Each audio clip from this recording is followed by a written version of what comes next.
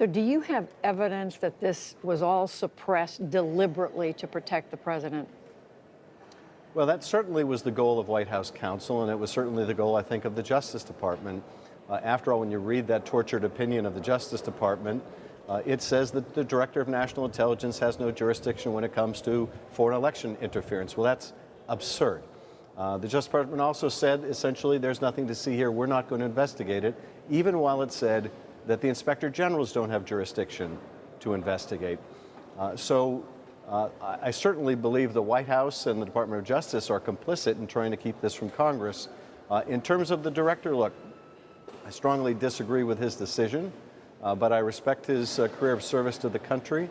At the same time, when Congress says that something shall be provided to Congress, we mean it. So when you mentioned the White House counsel, you mentioned the Attorney General. Are you going to be calling them to testify before the committee? And who else in the administration? Well, I don't want to get into our witness list. I can tell you that the whistleblower has given us detailed and credible allegations, a roadmap, if you will, as to how to find out the contours of this presidential misconduct. That is, what happened before this call, what happened after this call, who knows the rationale that was given for withholding this bipartisan support to Ukraine?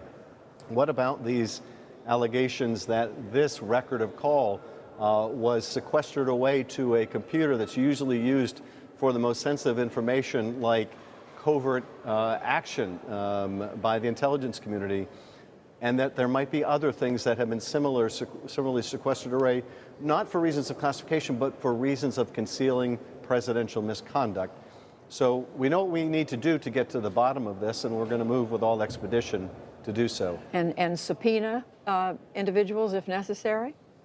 I have no doubt that that will be necessary, and we're not fooling around. We don't have a long time to ask people for compliance and then subpoena them and then go through contempt proceedings. We're going to move very quickly to compulsion if we're told that there's no willingness to cooperate, because we feel a sense of urgency here. One thing that I think really leapt out about the hearing today is that no one, not the director nor anyone else, disputed the whistleblower's complaint was urgent, that it was credible, that it needed to be investigated. And as the Department of Justice is out of the business, apparently, of investigating wrongdoing, if it involves Donald Trump, that is, and the Inspector Generals can't do it, then that is left to us to do.